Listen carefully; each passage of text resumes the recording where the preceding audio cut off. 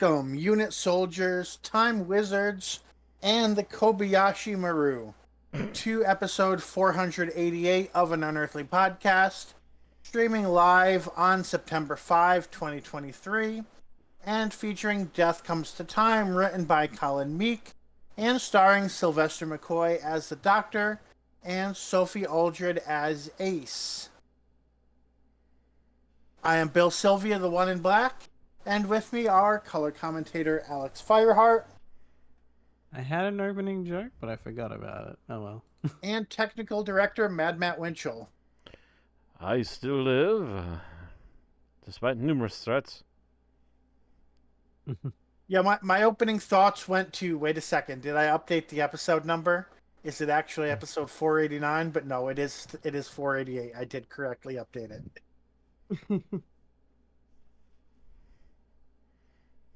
How was everyone's week? Oh, I did. It's funny. Like on the week. Well, no, it would have been this Friday. Go on. I started to try getting to bed earlier. And it sort of worked. Uh, like on Saturday before work, I woke up with like 3 hours before I needed, maybe 3.5 hours before I needed to leave. So that was nice. But then Sunday I woke up a bit later. Monday I woke up a bit later. Today I woke up with my alarm. So it was like, well, shit. That's kind of slid down. I feel like Sunday I was kind of screwed a bit because I watched like 4 wrestling shows, I think, that day. Like one when I woke up in the morning because that was US time that it was happening. So relative to here it was like in the morning, started in the morning, ended in the afternoon. And then I watched like pretty much all of one Japanese show and then the tail end of another because they started an hour apart.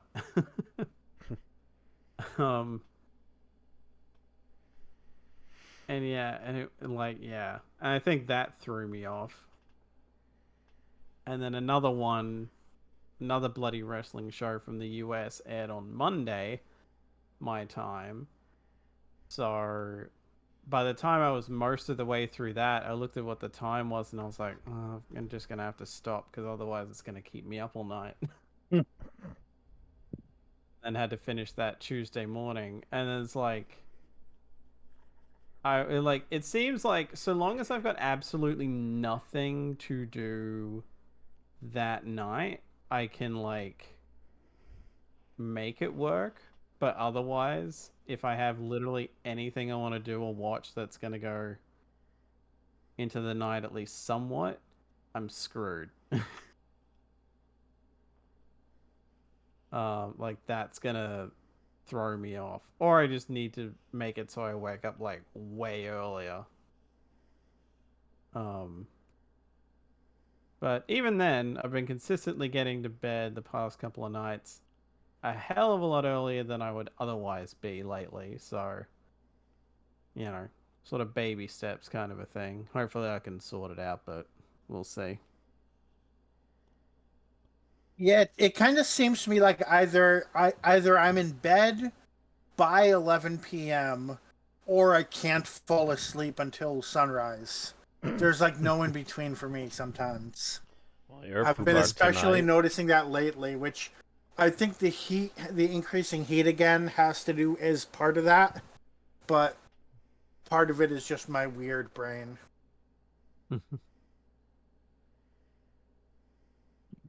What did you say, Matt? I said you're foobarred. I think it was Mm-hmm. about the increasing heat or whatever.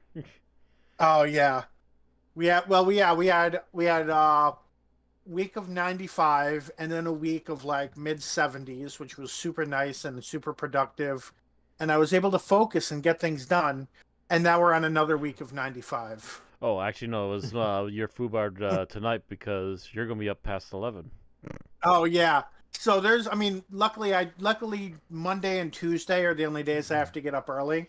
But yeah, so I'm gonna be up late as shit tonight probably, and wake up at noon tomorrow, most likely. I don't get you children. I don't. It doesn't matter what hour I go to bed. I get up between like 6:30 and 8:30 every time, all the time. Doesn't matter what hour I go to bed, including 4 a.m. Is that even when you were primarily working nights? Yes. Speaking of which, I haven't had a day off since the 27th. Ugh. I am working until Friday. And finally, I get Saturday off. Immediately have to go visit family before extended family because of birthday. I will do this for my nephews. And also for the fact that we're going to be going to Red Lobster. Mm. Two very good reasons. Didn't ask for it all, just happened to get it, and I get Sunday off, so I can finally have a day to relax. Knock on wood.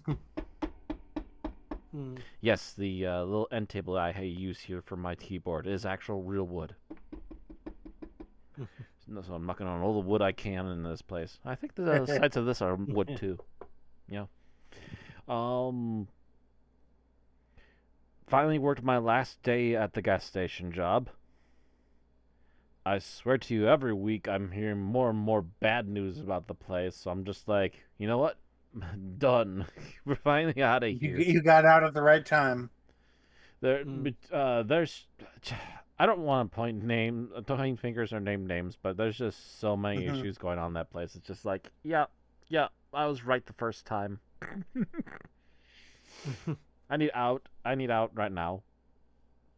But I could use those extra paychecks, and I'll be getting at least a decent sized one for 3 days in a row. And both of them, and I think all 3 days were at least 6 hours each, so it is what it is for a final paycheck out of them. And I get to find out either in the next week or two what my new pay is going to look like at the current job, the grocery store, which has now already put me on for 24 hours for a single week. I was going to say a 24-hour shift is a bit much for that kind of job. 24 hours for a week. For a week is more reasonable. I'll find out what next week looks like on Thursday. Yep. They only release 1 week in advance. I've also requested for several things off that are coming up in October. Not all of it, just my stuff. This is extended family stuff again that's happening. Just happened to all land on the same month for some reason. But that and trick-or-treating. I also found out that the grocery store is looking for people to help decorate the start of next month. Like ASAP. And found out that the last 4 days of October we can dress up when we're at work. Oh wow, long Halloween. Oh yeah. I'm sitting here going, so, them last 2 days I work, including Halloween itself, do I dress up for both of them if I upgrade 2 of my previous costumes? I've already put in the money into one of them that I'm for sure gonna wear. I bought a hockey mask mom for my Jason outfit. It's fully licensed Jason hockey mask. Oh, Halloween falls on a Tuesday, so I'll actually be on campus that day. I might get some sort of costume that not something too obnoxious, since I'll just be a regular student taking classes, but something fun. All right. I'm still semi-traumatized. The last time I just bought like a Halloween themed shirt. Well, it was an alien themed shirt, but actually there were 2 of them. One I bought that was bats, and one was alien, and they were both 2 sizes smaller than they were supposed to be. So I couldn't wear either of them because they didn't fit. Hmm. So I'm scared. I'm scared to do that again and have the same thing happen. See, I've of the safe. So far, I've been very safe with ordering stuff online. Where usually at my size, it's usually order a size up because they're all ridiculously small for some reason. Mm-hmm. Don't know what it is with most of these places, but they just can't get 3X's right. At least at a Exactly. store, I can get a 3X and try it on, and the 50-50 coin flip happens, and you can at least not buy it if it happens to If fall if on if the it's a bad store side. that actually carries the 3X. Most of them in this area do. The Mm-hmm. only ones I can think of that don't is maybe Walmart, and only if everything else has already been ransacked. Mm. Because usually they do have 3Xs, and the Myers around here definitely have 3Xs. Again, if they're not been ransacked and constantly picked over already. Mm-hmm. Depends upon when they update their stock, it seems. To that end, I still can't find me a Red Hot Chili Pepper shirt. God damn it! I saw it once and I never found it again. Should have just grabbed for it when I could. Um, but yeah, I'm updating my Jason costume with that shirt. I'm kind of thinking just to rough it with just the mask and see how it goes. And I'm also thinking of updating the old Malice outfit. I'm going to get new glowing eye lenses because I know a guy on Etsy who makes them. And they're really decent, and for $60 I can get them like literally before October. Like if I order right now. Mm. Oh, nice. Yeah. Oh yeah, that's smart. Another issue I have is half the time I wait until the week before Halloween to try Oh to no find no no something, no. and then I'm Bill never gonna bad. find anything. Bad Bill. That's a bad Bill. No, you don't wait till the week before. That's all your own fault. Everything's been picked over 5 times. Um Yeah, I can get those lenses relatively quickly. It takes apparently, from what I saw, what the guy's estimate is, it'll take maybe 2 weeks to get here. So as long as I order by like the or beginning of October at the latest, I should get them in plenty of time and test them out. Very strong too, from my saying. A lot of very happy people in those comments. Um, and if I'm going to update the mouse costume, I'm actually going to fully update him to my current stuff, which means I'm going to order myself my hoodie. I have a icon that I made for the ghost hunting group on Wednesday nights, and I've dubbed it the No Evil Spirits logo because we usually do ghost hunting games on Wednesday nights. And so I'll get a hoodie with that on it, and that'll just be the updated Malice look.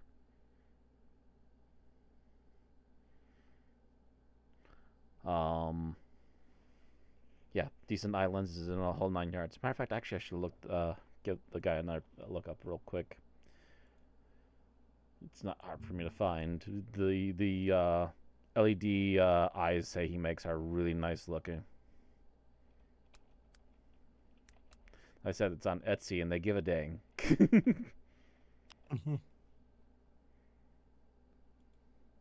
I just remembered that I was going to tweet that we were going live.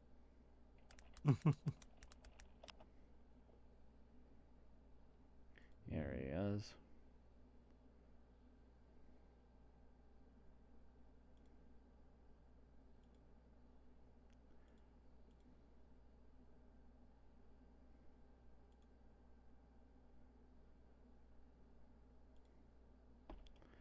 Oh, if I can get a copy of the image, yes, please. Thank you.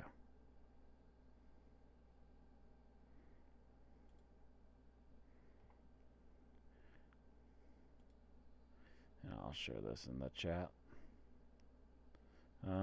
Journal chat. I'll share it on.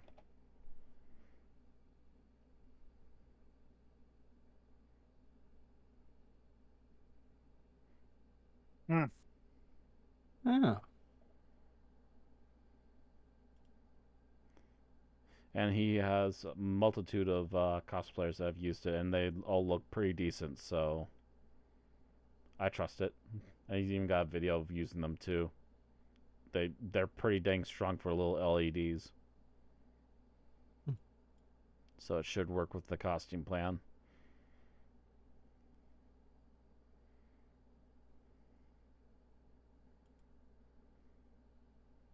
Oh wow! As a matter of fact, copy image. This is one of the commenters.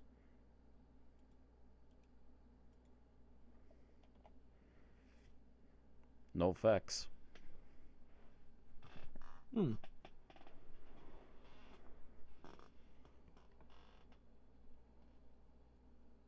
So as long as I get some green ones, I'm good. It's golden. Mouse is back. Nice.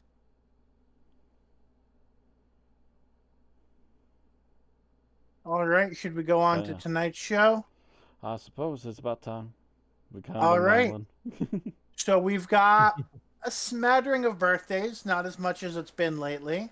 A little bit of news, uh, even littler bit of geek talk, and then we have our review, final thoughts, and for the first time in a couple of months now, thanks to life, Life and ratings. multipliers. If we remember how to do ratings. I don't know, do we? Should give it a go. Well, starting with the birthdays. Yep. So on the 30th of August, we have a few. First up, we have Yasmin Finney, who is going to play Rose Noble in the 60th anniversary specials, turned 20. So probably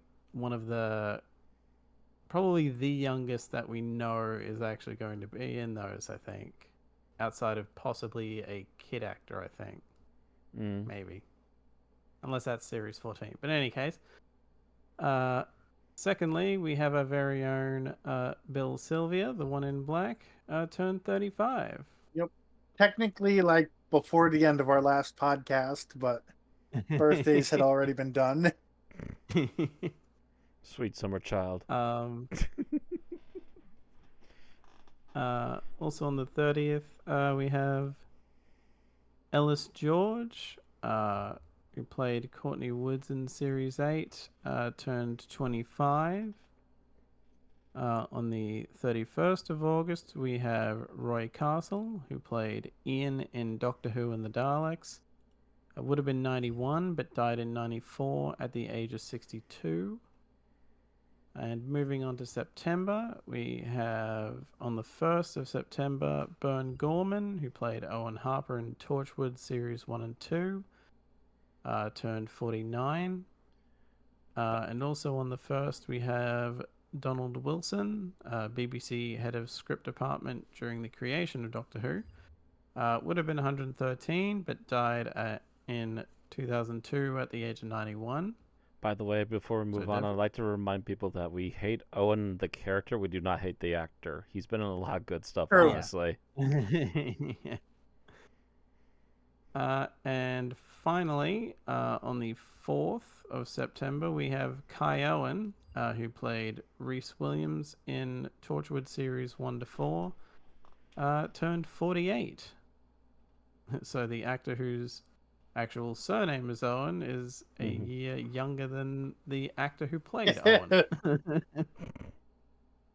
But in any case, happy birthday to Yasmin, Bill, Ellis, Roy, Bern, Donald, and Kai.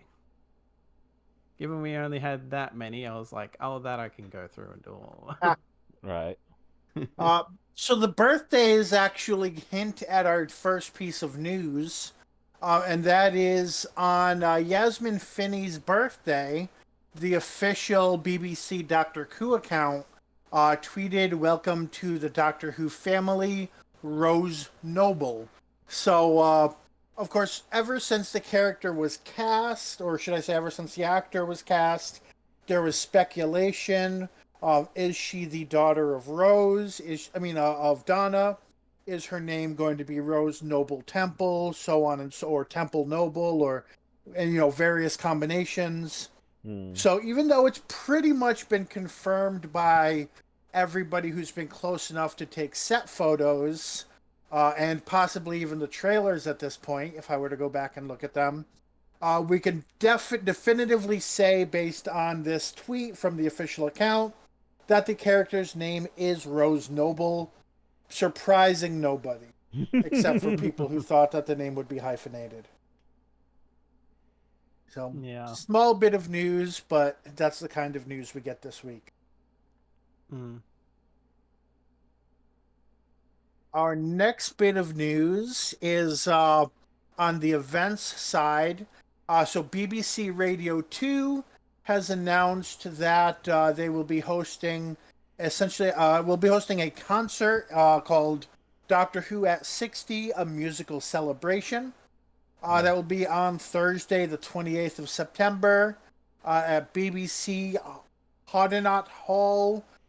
It's probably Welsh, so I might have mispronounced that.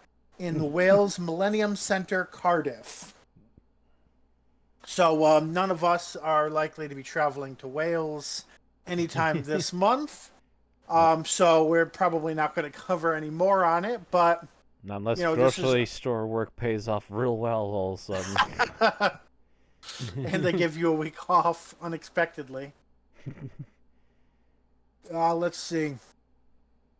So confirmed musical pieces include I Am the Doctor, Abigail's Song, This is Gallifrey, The Impossible Girl, I Am a Good Man, The Shepherd's Boy, and the Murray Gold and Segun Akinola Doctor Who themes. The Shepherd's Boy does not ring a bell to me. These sounds almost like they're all... Are these all Moffat era? Possibly. I think This is Gallifrey is from before that, wasn't it? Maybe. I thought This is I Gallifrey was from the Russell T I era. assumed they're in chronological order. It's I a Am the song by Doctor is Murray definitely- Gold. I Am the Doctor is definitely from Russell T Davies' era. Okay. Yeah, Shepherd's Boy is Um, definitely Murray Gold. Oh, it's from Heaven Sent, apparently. Okay. This is Gallifrey was... Okay, this was for Utopia, Sound of Drums, Last of the Time Lords. Yeah. So it sounds like these are all from more or less the Murray Gold era. Mostly, anyway. Yeah, it's the Murray Gold era. There's no specific, like, particular doctor's particular showrunner. It's just Murray Gold's previous good work. At least I mean, there might be other, because that's probably not 2.5 hours worth of songs right there. So There's probably going to be more, there- but those are the ones there's that other they things decided to that- mention because those are the Yeah. most popular, let's face facts. right, those are the ones that might draw the eyes and draw the clicks. Nah. Oh, here you go. The concert will also include works by Dudley Simpson, Paddy Kingsland, and Ron Grainer's original theme, as imagined by Delia Derbyshire, who I'm not sure how many people on that list are still alive, but their works will be included. Oh, here we go. There will also be, it says, the vintage synthesizers of BBC Radiophonic Workshop veterans, Mark Ayers or Ayers, and Peter Howell. I believe we've always usually said heirs. Okay. RTD, Moffat, and Chibnall will all be there. So, sounds like a good time if you live within a driving distance of Wales. Right. Which I guess many Doctor Who fans do, but not many of us. Not many of us in stateside in particular. Right. All right. Moving down the news, we have one other piece, and that is our typical Big Finish release. This is the Fifth Doctor Adventures in the Night, written by Tim Foley and Sarah Groshala, starring Peter Davison and Janet Fielding, so it would be the Fifth Doctor and Tegan, was released earlier today. Woo. Dressed out, folks. Get while it's hot. Mm-hmm. And that is it for our Doctor Who news. So, sparse news week, but I think we've earned a night where we're not filled with a bunch of news. Right. That said, I don't think we've actually gotten uh, air dates for the next 3 Doctor Who episodes, so we should be on the lookout for those in upcoming news. Yeah, I mean, basically, we know that there's going to be 3, and they're all in November. So I feel like the assumption is like, is it It'll confirmed? be either the end of this month or the beginning of next month. We'll find out probably. Now Yeah. the actual 60th is on a Thursday, which that is a holiday actually in the States. I'm pretty sure that's Thanksgiving. It's got to be Thanksgiving. Sorry, what day? November 23rd. But I don't think that's any holiday in the UK, so I doubt they're going to air it on a Thursday evening. Yeah, the 23rd is Thanksgiving here. You say there's no way it's on the 30th, and there's no way it's on the 16th, so it's on the 23rd. Oh, the joy of holidays that move every year. You telling me people have Thanksgiving on Thanksgiving? Like having trick or treat on a Halloween. How novel. All right, moving on from news to Geek Talk. We have a one bit, so we have first impressions of Archer season 14, which actually came out the day after our last podcast, and aired with an opening two-parter. So this two-parter kind of set up the new status quo. So for those who follow Archer and are familiar with things going on, Lana is now in charge of, I'm not even sure if the organization has a name currently, thanks to international events. But Lana is in charge. And they also set up a new character who is kind of a rival for Archer, who is, at least in these two-parters, I believe, British Interpol agent by the name of Zara Khan. So these first 2 episodes are kind of getting to know her, and setting up her dynamic with Archer. At which point, I kind of have already spoiled it, so I'll just say it. She does join the team, so presumably there will be more story arcs with her throughout this season.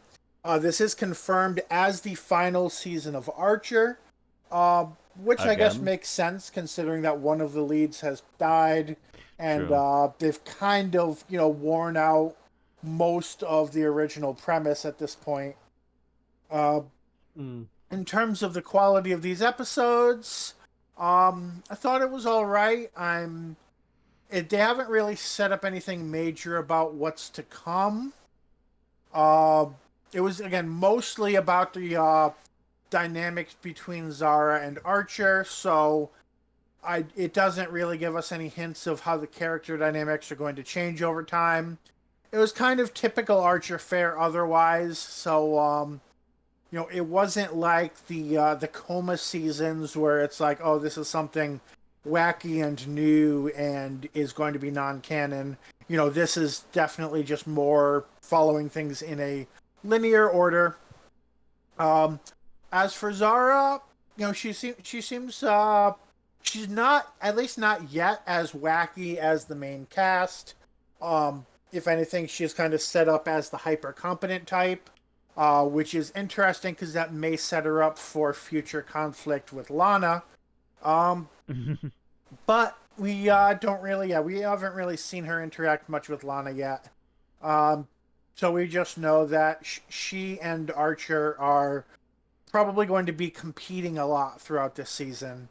And other than that, it's wait and see what this season brings. So there's going to be 14 episodes, and it's the finale of the show. So hopefully it ends in a way that, is a fitting conclusion for 14 seasons. Yeah. And that's it. Alrighty.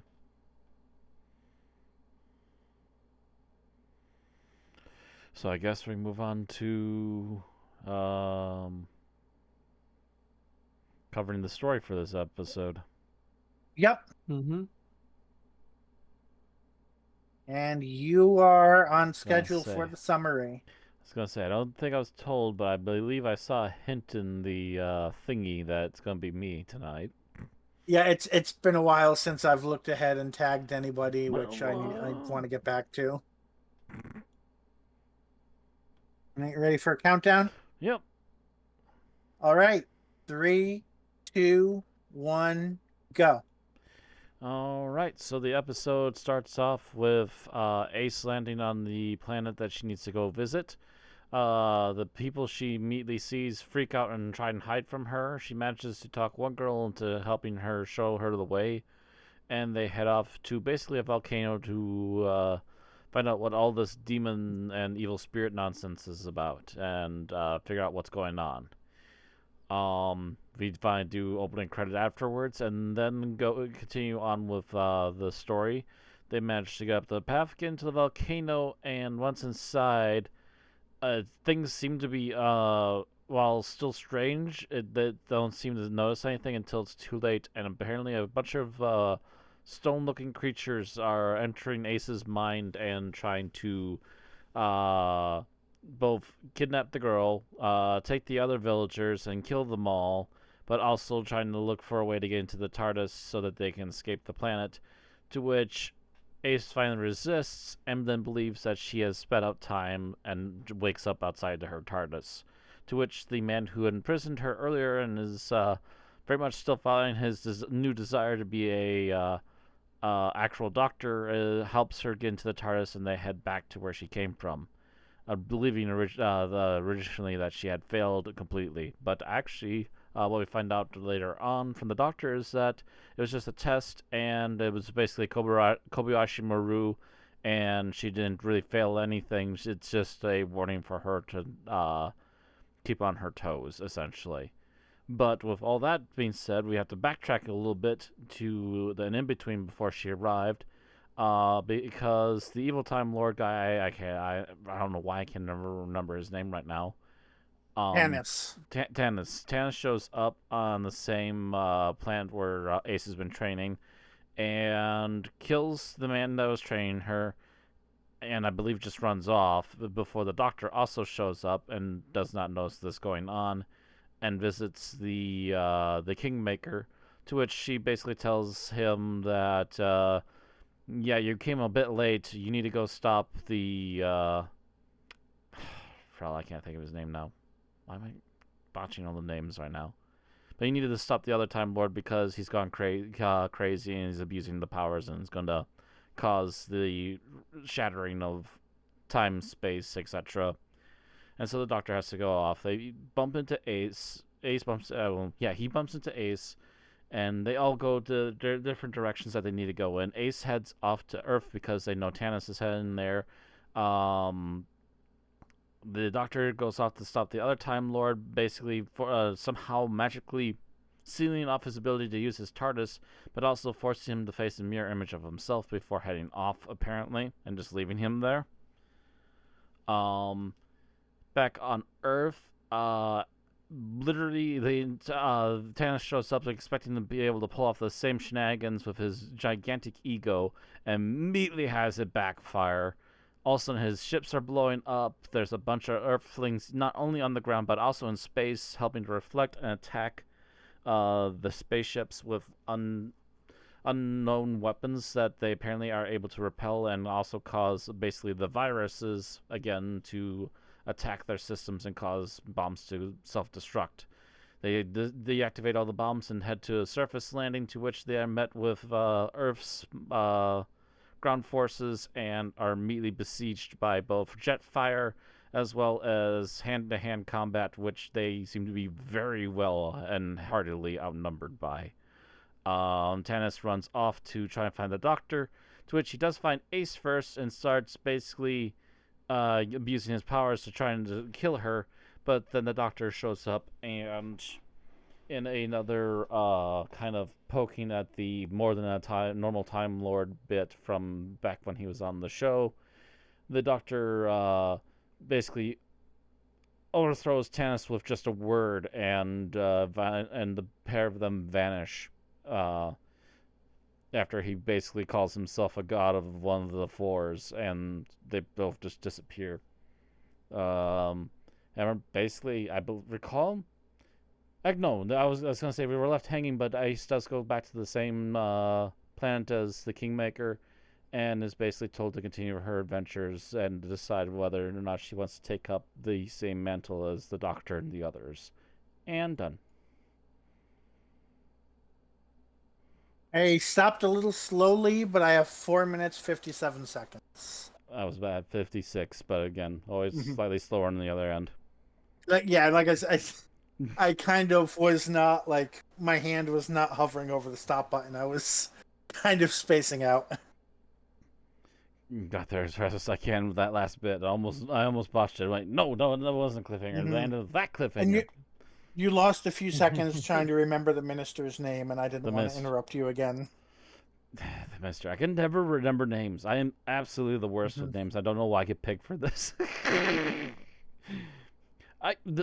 The other person's name that I'm going to just give a temporary name to because I can't remember their freaking names. They're not going to be here long. I usually try to open another tab with everybody's names. The problem is, if I'm not frequently going back to that tab and checking it, part of my brain will say, this is not important. You need to close it so you don't get distracted. And then when I need it, it's not open anymore. Wah, wah. All right. What did we like about the episode, Alex? I guess in a general sense, because we were like all kind of worried that certain things would be left dangling. I'm glad that everything actually resolves properly. Which feels like very like, well, yeah, you would think so, but again, like I was almost kind of worried that we'd be left hanging on the Ace stuff in case that was supposed to be left to be finished off in something else that never happened or something like that. But thankfully her stuff gets resolved.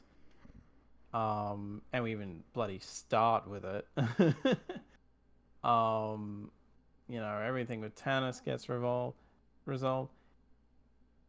I mean, you could argue the stuff with the minister like does and doesn't, but it's weird because like, given that we know that they were thinking of doing a spin-off with him, this kind of makes me think that it was during the production of this that they decided, no, because the way his plot thread is revolved feels very definitive. Maybe, although it's really interesting that they're like, you need to go kill him, and he is just like, I'm revoking your TARDIS and trying to get you to help me instead. Yeah. I'm gonna make you look at yourself, a mirror version of yourself, and you'll realize what you're doing is wrong. Bye bye. What? Yeah, and I mean, like, maybe that's open-ended enough, I guess, because like he doesn't actually die that we see. If so there's no dead bodies, no one's dead I mean, yet. it's enough. It's enough for Big Finish to do a series of box sets off of him. Right. But if they could afford Stephen Fry anyway. I have no clue about that.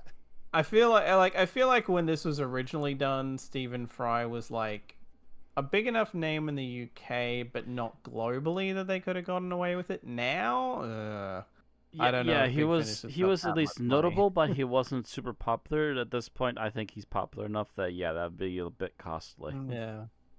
Unless he was willing to do it for cheap. That might be one of the reasons why they ended up not doing a full series. Yeah, unless it becomes one of those things where he'll do it on the cheap because he's like, I absolutely love doing that character. Yes, I'll come back. But yeah, just like, I think that's all I really got. But yeah, so just generally the fact that we actually got resolution to everything. Whether the resolution was good or not, we'll probably get to later. But you know. They finished the story. So we started with our low bar. All right, Matt, what did you like about the episode? What I like about the episode? General overall thing I liked about the episode. I swear I had something, but I can't think of it right off the top of my head right now. Um, Dang it. I know I had something. It's just not coming to me now. Um, Oh, actually, you know what? General thing I liked, we were mentioning the fact that we've periodically been looking at the cast and gone, apparently Nicholas Courtney's in here somewhere. Freaking thank God he's actually here and they actually gave him lines.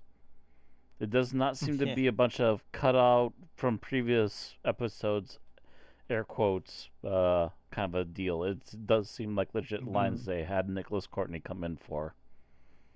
I feel like late 90s, early 2000s, he was pretty active in Doctor Who adjacent stuff. It's just really a shame that he didn't make it long enough to be in a proper Doctor Who episode after the fact. Yeah. Yeah.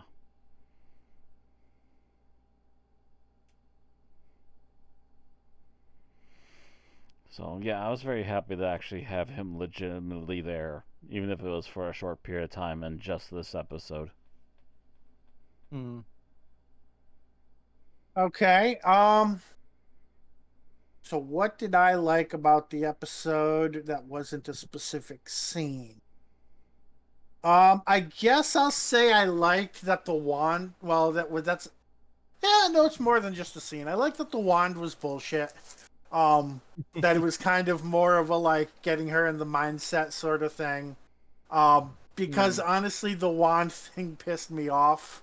So I'm really Yeah. glad that they were like, actually, we take that back. There was never a wand. I'm like, Forget okay. about the ring! I found it in a Cracker Jack box! What's that from again? Spaceballs. That's Yeah. right. That's right. I They knew I pulled recognized it. for all the Star Wars ziness that we've been accusing this of, they pulled a Spaceballs.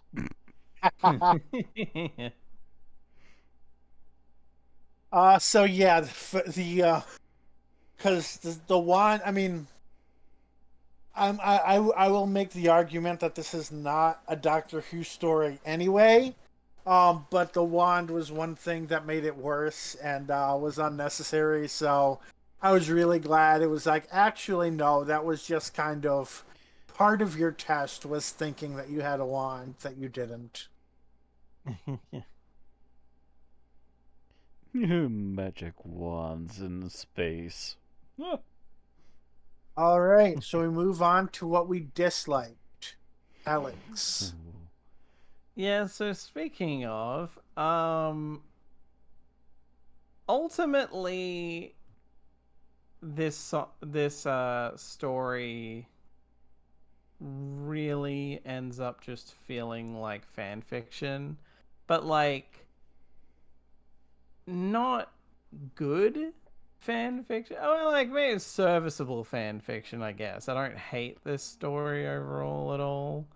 But like, good lord, this really just feels like someone had a like it's bad when even the fucking Wikipedia page for this story lists all the inconsistencies between established canon Oof. and this.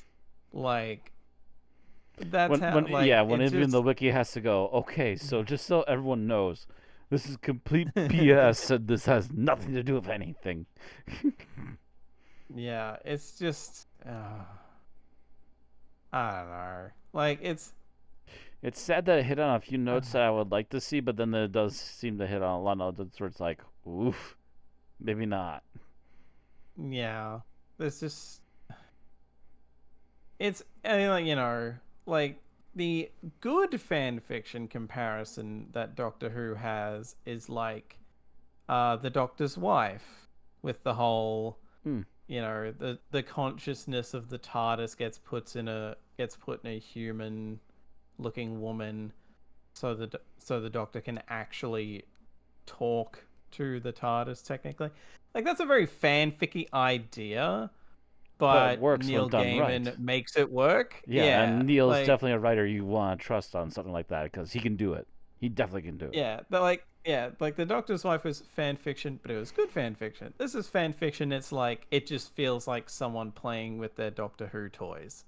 Yeah, this is very like mediocre fan fiction. like it's yeah, it's just like the further in it goes, the more I'm like, okay, so we are finally remembering that Time Lords are supposed to have godlike, like fucking supposed to be techno gods, but why is the Doctor? And then I'm thinking, oh wait, so we taking into account what Cartmel was going to do, Yep. except this isn't the I mean, other so much This I as don't isn't the the think Cartmel plan, it but even it is took a related to lot what of Cartmel was ideas out going of to it. do.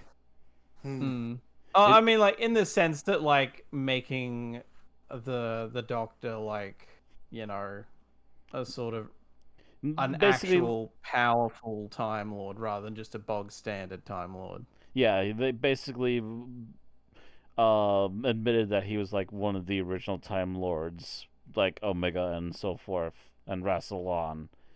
Just that they didn't really go about explaining it very well for this particular planned Yeah. story, like they have in the actual Carmel plan. Like that's I think it was more just based off, oh, because you had a show about you, you were the greatest of the Time Lords, and wasn't any deeper than that. Basically, I yeah. mean, it's kind of funny because like I feel like this bugs me more than the Timeless Child does. Because at least the Timeless Child doesn't make the Doctor out to be this omniscient being so much as just, oh, that's where regenerations come from. Like, whereas this is, oh no, the Doctor has godlike powers all of a sudden, Yeah, which the Doctor has never really had. the Timeless Child was always connected to the idea. It's very similar to the Cartmel Master Plan in the sense of we're bringing more mystery to the Doctor. So We're bringing more ultimately, the mystery to the Timeless Doctor, Child but arc, it's all revisionary. even though it pissed a lot of people off, the point was it asked more questions than it answered, and that is one of the things a lot of showrunners have, specifically Cartmel, McCoy agreed with them, and Chibnall doing the same. They wanted to say, okay, we know too much about the Doctor. We need to raise more questions that we don't know the answer to, and that was I the mean, you point could of the Timeless argue, Child. yeah. I mean, you could also argue to a Those point things. that Russell sort of did that by introducing the Time War, but then the Yeah. Time War got explained, so Well, now there's no now after he mystery to left, that. yeah, it got very much Right. explained. Yeah. um, which is kind of the problem. They introduce a mystery and then they solve the mystery, and then suddenly we need to make up a new mystery. But Right. yeah, And it's this, kind of human nature. We want to solve mysteries. yeah, yeah. But it's again like just a lot of this. I mean, we've been joking pretty much the entire time that this has felt very Star Wars, and yeah, this just felt like someone took like someone wrote fan fiction where Doctor Who was a bit more like Star Wars, And and they happen to have then seen like the last like maybe I season or mean, so of the original show. if you said, I mean, Luke Skywalker never had the power to walk up to Darth Vader and just be like, "Die," Oh, and actually, you know and it what? would Actually, you know happen. what? You know what? They took from another sci-fi show is what that did. They stole from Dune. I had a feeling you were going to say Dune as soon as you said that. Mm-hmm. Muad'Dib can kill with a word. Use the Krizat Sadarak. Yeah, it's just like it's an element that that just drags the story down, and like I'm almost kind of glad this has basically just been stricken from the record. Like, because it's just like, yeah, no, I can definitely do without this. It's yeah, I think that's it. So I had to Just so I step don't away keep at the talking in beginning. What was circles. your specific dislike?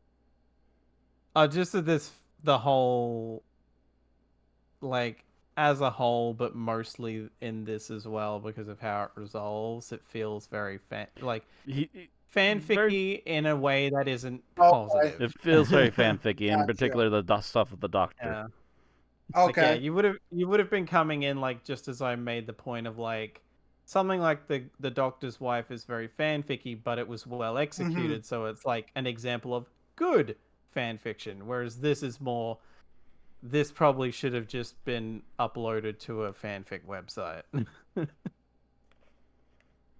It's Okay. not horrible, but it, like, if this was pure fan fiction, I'd probably let it slide. But the fact that this is something the BBC commissioned is very. Mm.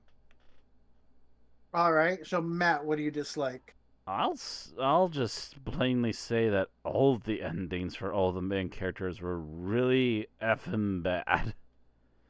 There was some interesting stuff going on beforehand, and then what do we get for our endings? The new good guy, I can't think of his, I can't remember his name again. Asmus or the Minister? The minister. The minister basically just gets set up to be imprisoned with himself, just trying to figure out what the heck went wrong and what he's doing is bad. The doctor basically up and disappears. A lot of people presume dead, but obviously no for sure answers on that.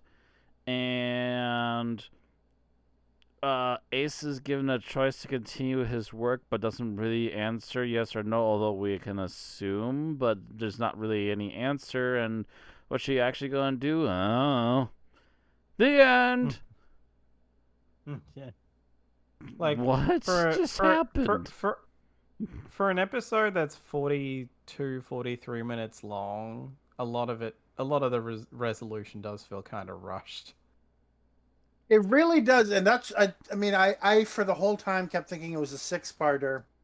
I mean Ace's story is definitely rushed to the point where um I think that's more of a scene to talk about, but The yeah, minister's Ace's ending is story. so rushed it almost smacks you in the face on the way out. It's like, I what mean, just hit me? I mean, the minister's story basically ended in episode 4, which I'm kind of okay Yeah. with. He's not the character we were attached to anyway. Supposedly, Ace's story would have had a whole nother episode if this were the classic days. yeah. And then everything to do with Unit pretty much happened off screen, which, I mean, Modern Who definitely would have done that. This would have been either a 42 or an 84-minute story. And you just literally would have had, like, you would have had 5 minutes of the unit guy pretending to be a detective earlier on, and then 10 minutes of the brigadier at the very end, and that would have been all the unit. But in a 5-part story, it feels rushed anyway. I was going to say it's not my point, so I don't need to make an argument other than agreeing that it feels rushed. Yeah. I said the wear I wear for this one. Knew those loose ends were gonna come winding back around to smack us.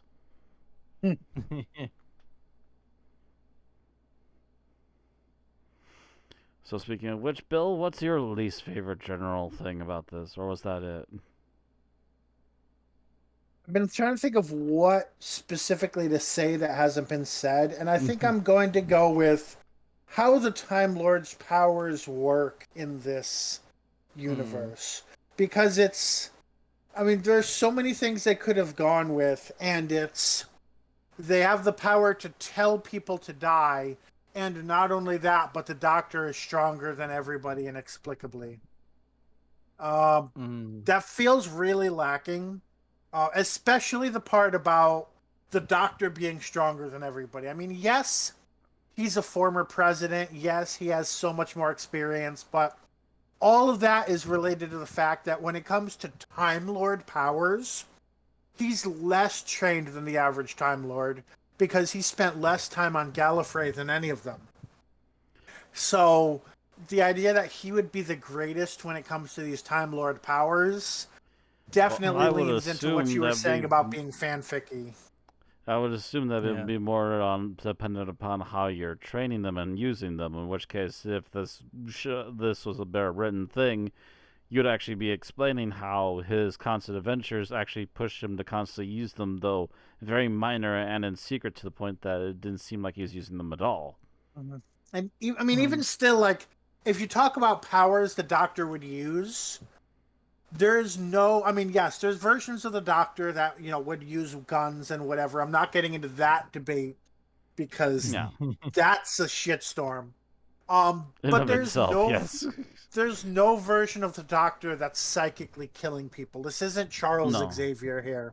Yeah. Again, Dune. If anything, he's like where he's saying like when he stops Tanis from killing Ace, that's something I could see the Doctor having the power to do in this Yeah. universe. Because he saves people all the frickin' time. He's always breaking the rules to save people. So I Yeah. could see him really building that up. But him having more ability to kill than Tanis does, it flies in the face of both of their characters. Mm.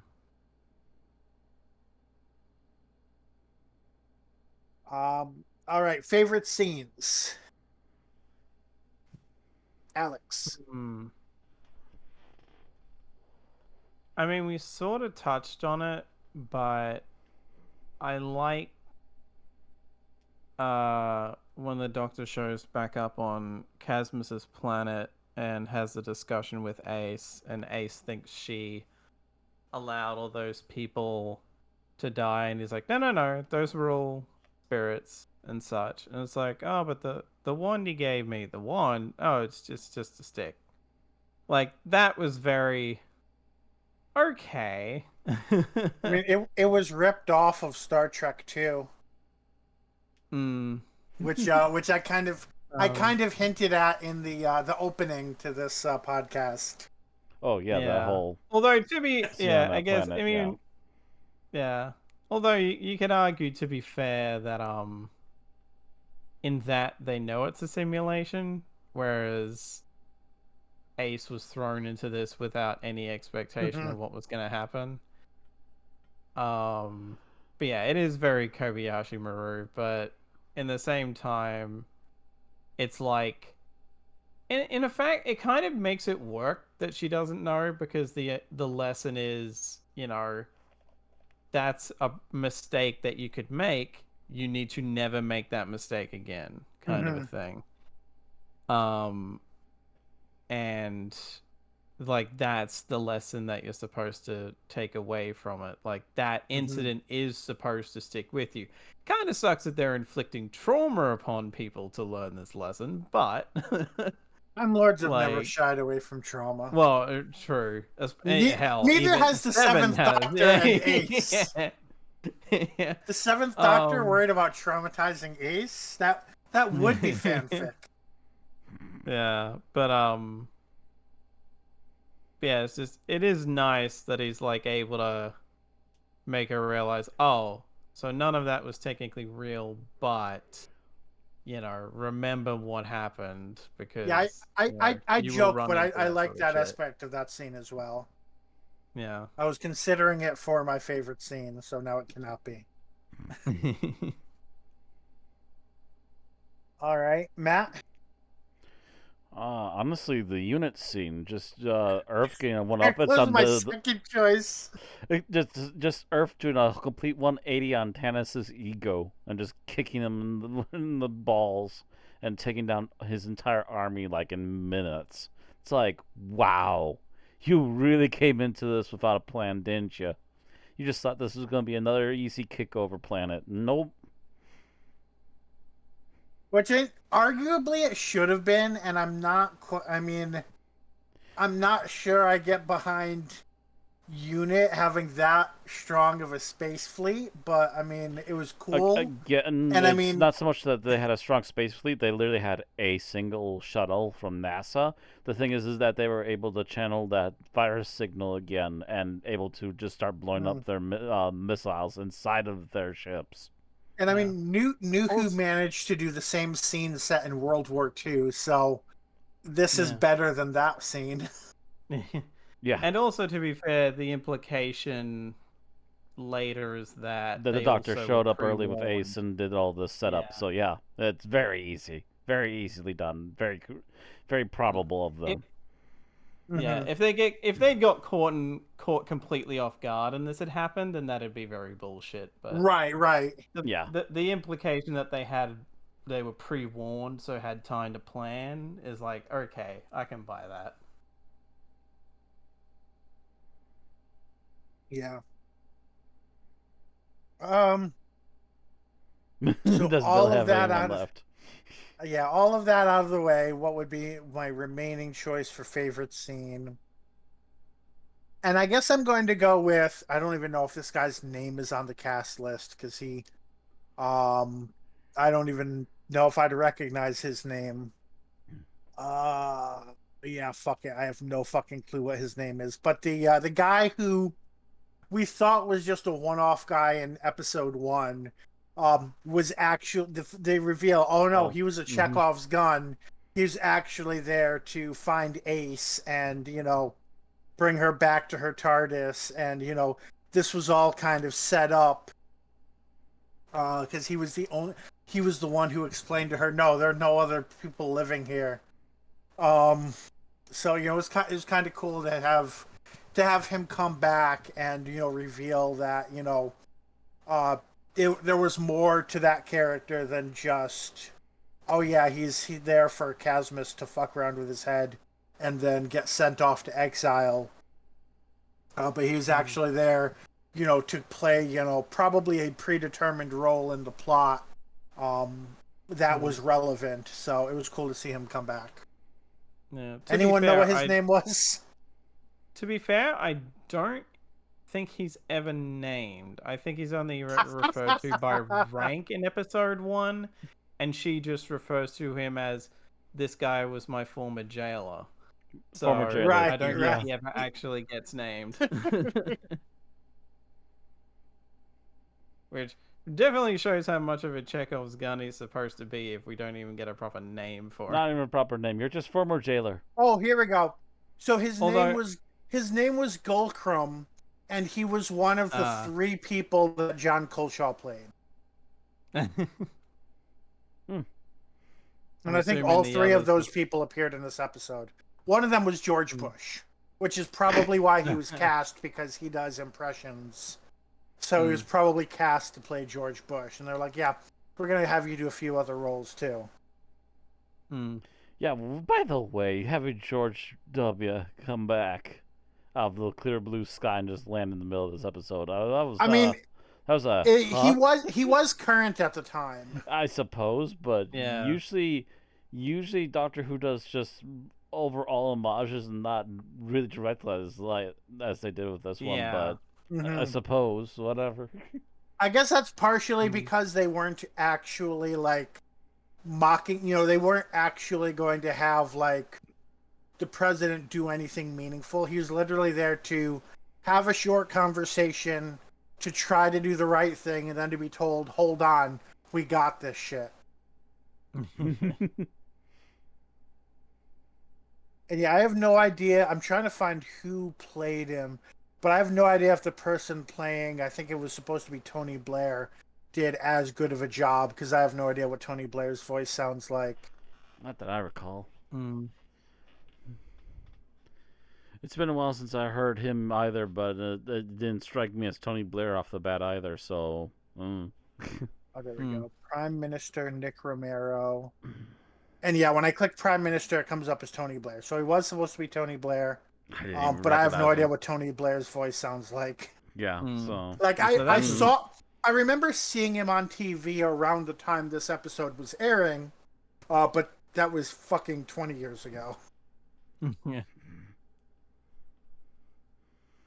oh, 2003 was a much better time. Graduated that year. Ah,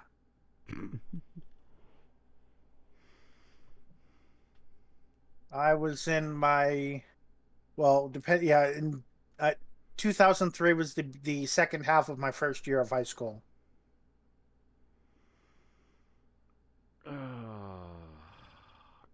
So that was God, I'm all of old. our. uh, that was all of our favorite scenes. I think. Yes. So least favorite scenes, Alex, and I'm sure we'll have things to talk about here. Uh, Speaking of uh stuff surrounding the US in this, um, the entire NASA bit, Oy. because that was like, what the fuck were we doing in this part? Like, it opens with it sounds like someone doing like an impression of George Carlin doing an impression of a hippie, is what it sounded like. Like, I wasn't sure if it was supposed to be NASA or if it was supposed to be like that guy oh, in. like Have you watched it Stranger Things? no, but like Oh, it straight up comes up on the thing, because I just happened to be looking at the screen at the time, that it mhm. comes up that it's supposed to be NASA Yeah, it HQ. is Oh, at okay. NASA. It 'Cause is at NASA. They just Um, stated multiple that one times on guy screen definitely it's makes NASA. no sense. Like that one guy yeah, is like it seems like it should be somebody in a van in the middle of fucking Nevada Yeah. who doesn't yeah. conspiracy nut who does not trust the government. Like they even Mm, said like, oh, have you been being anal probed again? Like it's like this guy has yeah. no business in NASA. Like just listening Like to him at for all. 5 seconds. Yeah, Yeah. no. Like but it's like it's that whole bit, not even just him. It's like normally I am very forgiving of the US accents in this because I'm not from the US, so sometimes they'll be like just decent enough that my ear won't catch it. But this was very much like it's audio. You could have just hired some people. And it also just feels like more taking the piss out of the US because this is a British production. But it's Yeah, just makes like sense. it's Mm, very like come on. Like they're supposed to be in NASA. Like they wouldn't be this fucking brain no. dead. Like what the hell are we doing? And like even like it's I will give them this. It is very funny when that guy goes to say holy shit, but like a phone or just some noise goes off and interrupts and like senses him sort of. Mm. So that's funny. But then he keeps going on like the almost sounds like he's gonna say golly gee willikers or some bullshit like that with half the stuff he's saying. And it's just like what the who wrote this dialogue? It sticks Awful. out like both times. It stuck Yeah. out as like the worst bit of writing in this whole thing of just like characters saying stuff. Because some other stuff, it's like the acting carries it. So even if you don't agree with the Mhm. decisions they're making, the acting makes up for it. But that bit was just It's so bad. it's like a fucking I don't want to say Monty Python sketch because they're complete like they don't I don't think they ever even make an attempt to come off as American. Um Hmm. but Except it's for the very one much American in the group, but that's neither here it, nor there. it's a comedy sketch in the middle of a serious episode of a pretty much serious web drama. So yeah, Yeah. it kind of sticks out like a sore thumb in a few ways. Hmm. Especially because this is time that we could have given to something else. We didn't really need the NASA stuff because we It, go right to the Mhm. call with the president anyway. Yeah. So like you, True. you could have just gone straight to that. You could have given at least a little bit of that more over to the whole call with the president, and then actually taking a majority of that and actually giving it to a TARDIS showing up, and then panning out that it's NASA, and that's our setup on screen for what's Mm. about to happen. Hmm. That would have actually been better. That would have been perfect. You give a little more time to a scene that we didn't get that could have been better, and then we give a little bit of time to the setup of what's about to happen. Hmm. And maybe they would have given Tony Blair more than one line. That too. Yeah. All right, Matt, least favorite scene. Least favorite scene. So I noticed this happen a couple times that Apparently we're trying to show that we're putting some money into this by having music in this episode. A lot more, like, non-background music.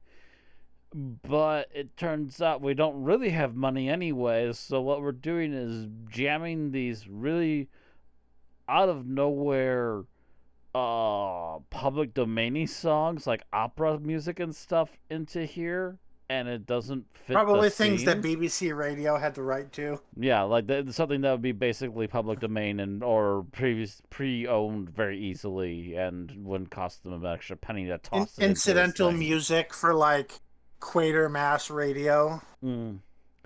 So, and the worst and the first and most egregious of all these moments is literally what's his face talking to Tanis about Ace and how she's the future of the universe, yada yada, and then there's just hammers hard all of a sudden on this operatic music with a really awkward still image of her encased in the star field, and it's just like, what even Okay, the to be F is fair, going on?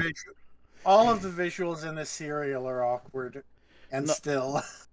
no, this is like, again, like, doesn't seem to have anything to do with the moment we literally just had and just took away from that moment. And I'm just like, Mm. ugh, what the hell? I literally remember having the exact, ugh, what the hell, guttural reaction to it as I'm watching it happen. It's just, no. I will say, when it comes to music in this episode, I found it pretty hilarious. I linked it in the podcast chat now. That bit of classical music was used.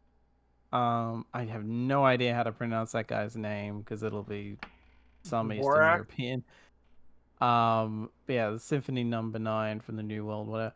That Yeah, Symphony Number 9. I already knew that piece of music because like I'd even heard it in the past couple of days because Oh, like okay. two different fucking wrestlers that I was like, know. how on earth did you figure out that specific piece Yeah, of music? that's why I knew because like I've heard that in the past couple of days. That's also where the Jaws theme comes from, by the way.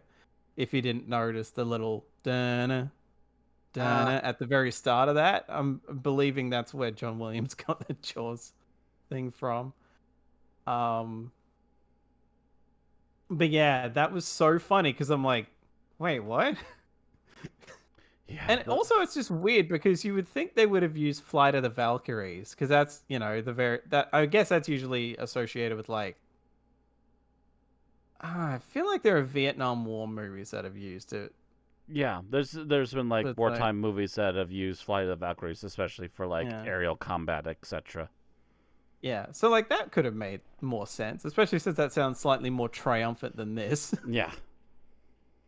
And I forget what there was something else. Oh, that scene where the doctor is heading up to I'm forgetting his name again. Minister? The minister. The doctor's heading up to the minister, and literally they're playing another really loud classical music bit, and it's like, this does not match the tone at all. You want to know what actually would match the tone of this, especially considering this is the air quotes rock doctor?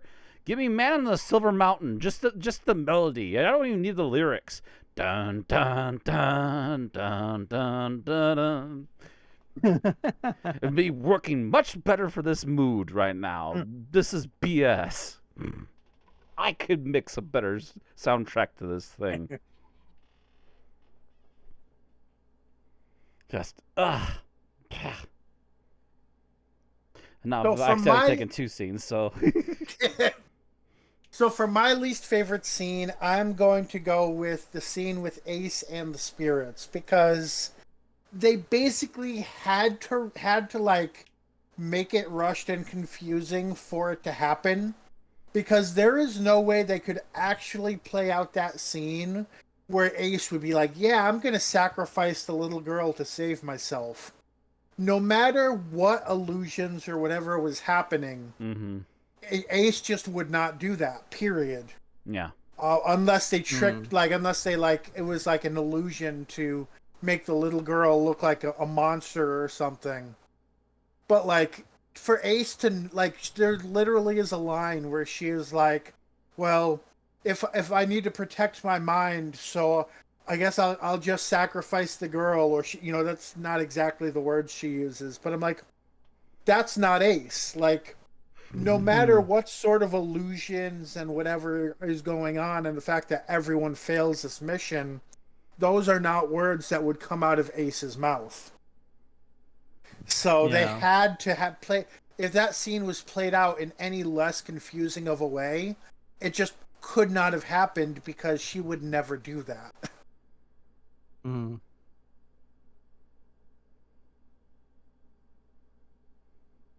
All right, final thoughts. Oh, final Yeah, thoughts. this is a story.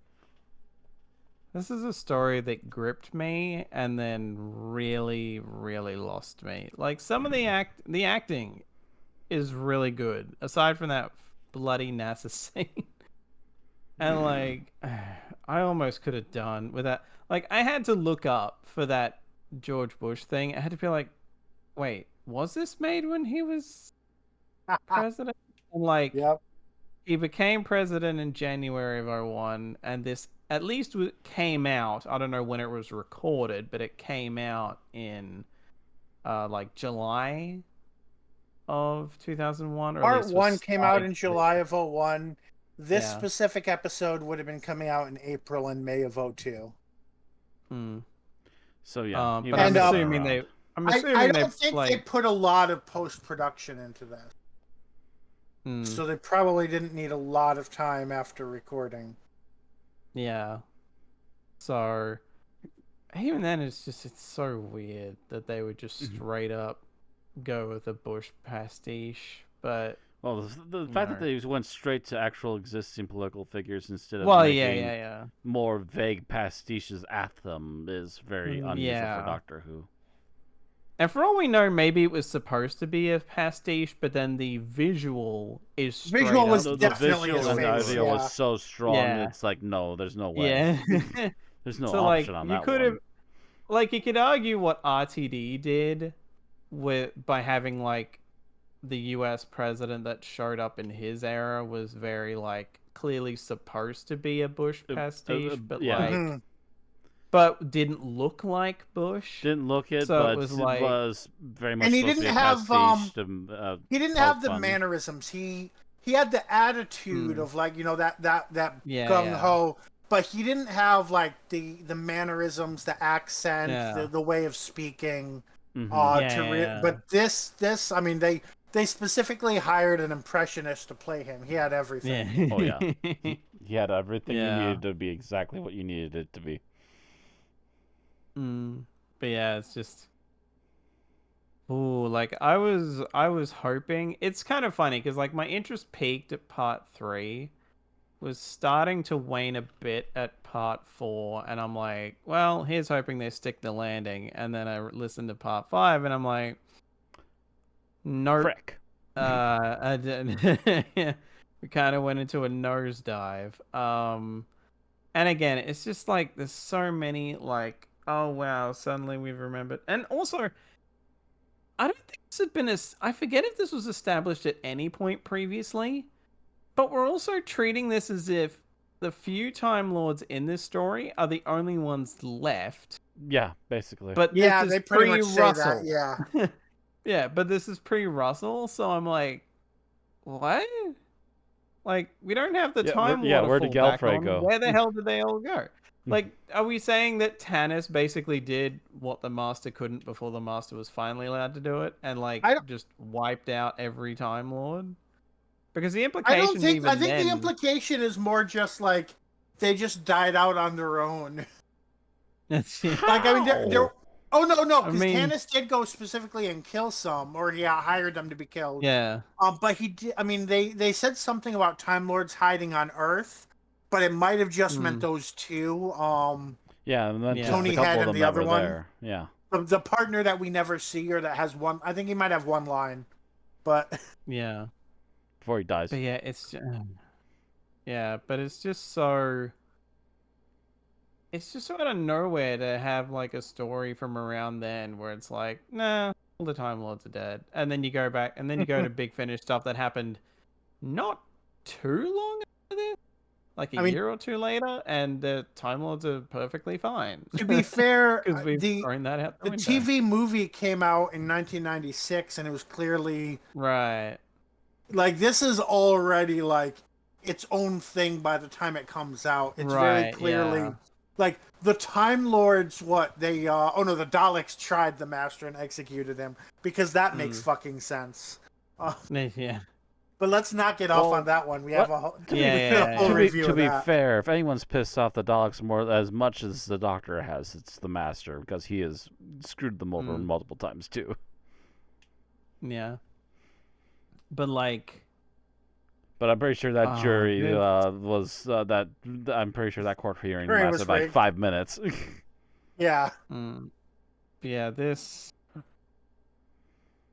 this story is one of those things where, like, honestly, I would just use this as an example to people who like either like, I have my issues with some choices made in New Who, but wow. This is worse than like anything New Who could cook up when it comes to certain things. It's just like fucking hell. This oh I could have just debates on that.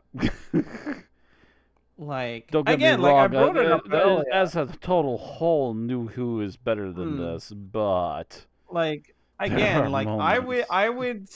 I would still take the Timeless Child, which I still argue is a product of how New Who was going up to that point, rather than purely Chibnall pulling it out of thin air. This feels worse than that. I feel like this is worse than the fucking Jesus moment Tennant has. Like,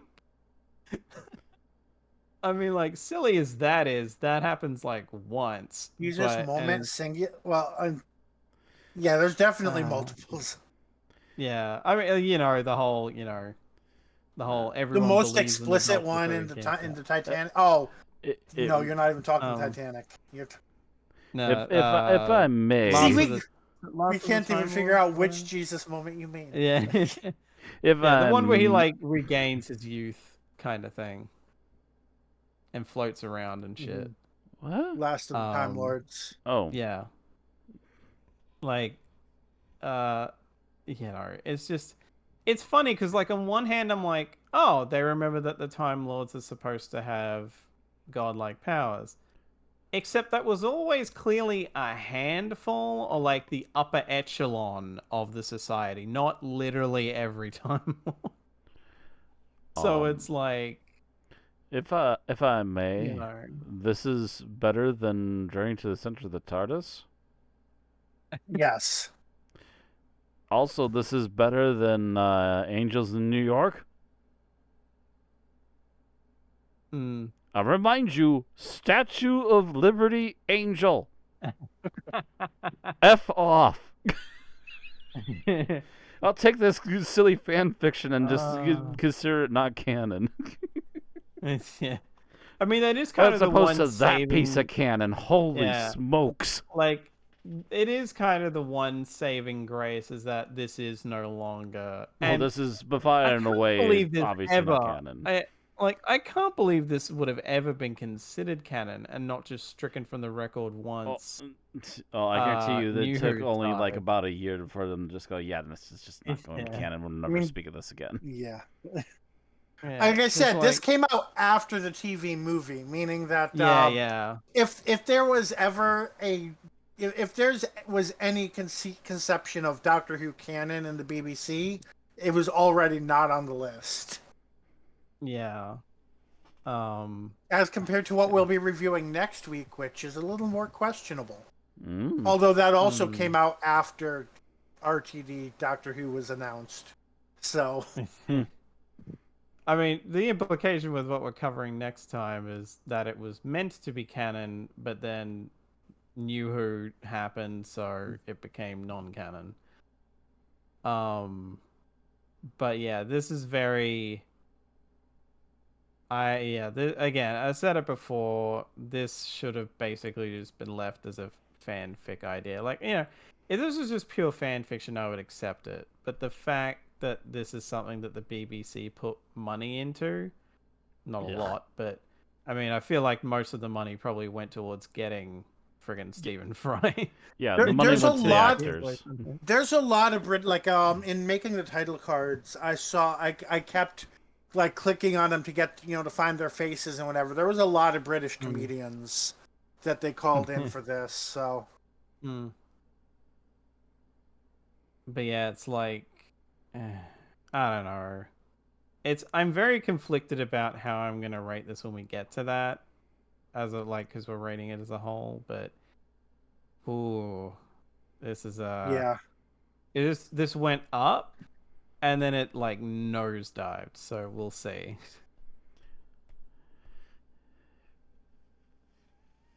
All right, Matt. Final thoughts. Final thoughts on. I assume after the ramble we just went through, I'm assuming this is for all 5 episodes. Just clarify that first, because we did kind of dive into them. Yeah, we've done final thoughts for every episode, but this is a finale, so it does kind of wrap up everything. But it's mostly about this episode. So, long story short, starting episode 1, very rough start. Episode 2 definitely picked up. 3 and 4, pretty decent. I thought we're still trying to hang in there by the end of the 4th one. It was starting to get, but it's like, okay, well, maybe it'll have a good, strong ending. Boom! Oh dear.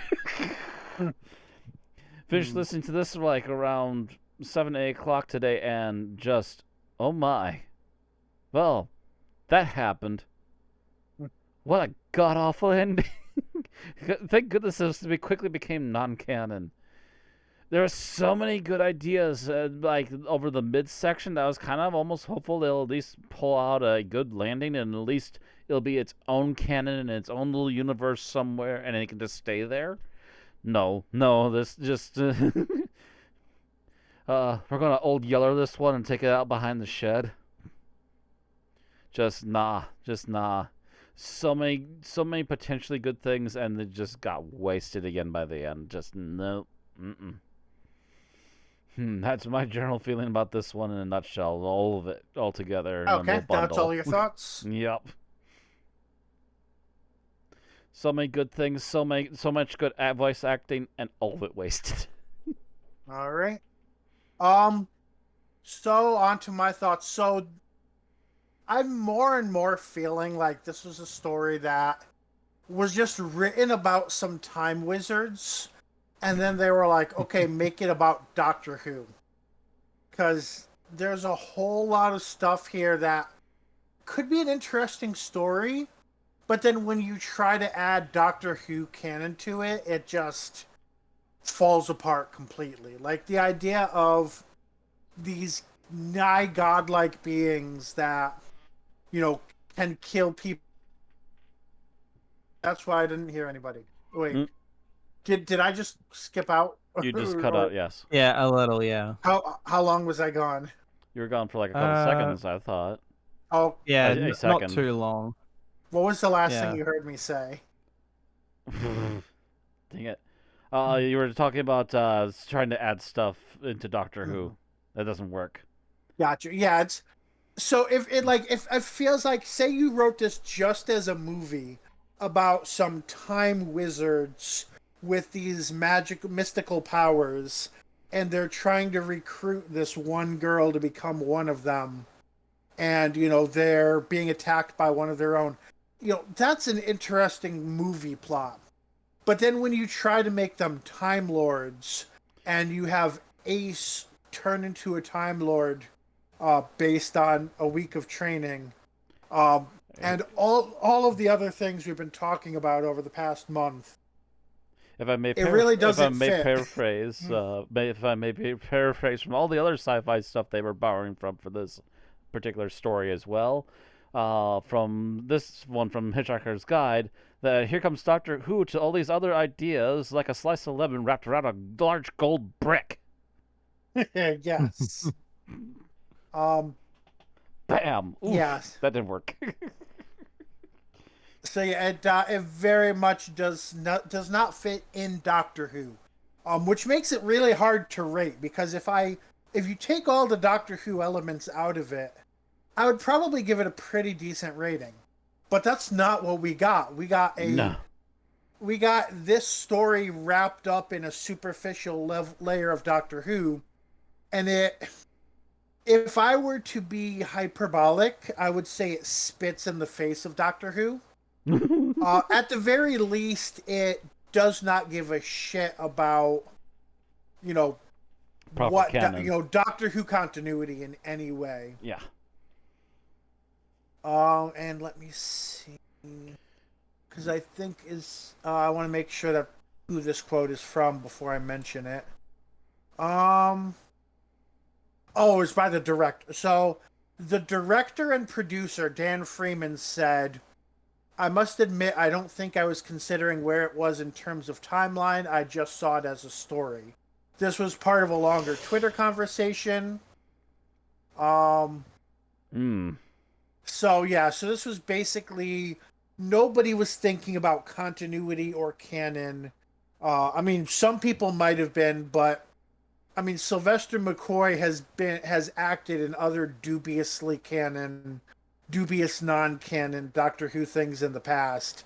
So I think at this point he was just happy to play the Doctor again. Yeah, he's just here to play the Doctor and try and make it at least decent. Mm-hmm. He only do so much. He's not a David Tennant or a Peter Capaldi. He was going to be like, no, this contradicts continuity. There was in episode 240. They said that the Time Lords could do this, but you have them do that. That's not Sylvester McCoy. No, that's not Sylvester. Yeah. Sylvester's just happy to do anything Doctor Who related just because he enjoyed his time with the show, even though there's a lot of background issues going on at the time. Right. He just enjoys the fans, and he also enjoys making the fans happy. And he thought this would probably make them happy, and maybe for a little while there it did. Maybe. Yep. And the only name that I see here that's really associated with Doctor Who otherwise is James Goss, who is the online producer. And I don't know what an online producer does when there's already a regular producer. Maybe got the video together? I don't know. Uploaded it. Yeah, handled Flash. And that was it. Uploaded things to whatever format they were using in 2001. 2000, yeah. Anyway. I mean, from what I can tell, seemingly he was just generally in charge of content for the official Doctor Who website. So he was probably the one. So he was like was probably the one who website admin or something. Yeah. Got you. So that's to say, this isn't this was less. This is more a curiosity made for the sake of content than a serious Doctor Who story. If anything, at best we can call this a what if. And that makes it really difficult to rate because I mean we have things like Infinity Quest, which was kind of a curiosity made for the sake of content, but it was very much fit into Doctor Who continuity. The only thing was it meant that the 10th Doctor lied about his age, which we already figured was true anyway. This is completely different than that, and it's hard to even compare. So with that said, ratings for the 5 parts of Death Comes to Time. Alex. I legitimately quickly went back through to see what my ratings for a certain thing were, to see if I could justify putting this at a certain rating for different reasons. And I couldn't. So the nicest I can be is giving this a 2.5. So what were you comparing it to? What I'd given 3s to. Okay, just other things in general, not one specific story. Okay. All right. So 2.5, Matt.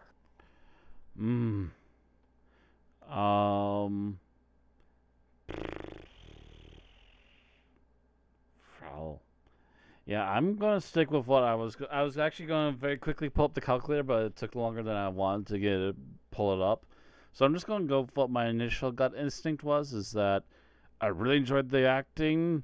I really enjoyed some of the stuff they did in the middle, but the beginning and end are just so rough and so not out of canon and just so bizarrely done and just not does not please the audience or a fan.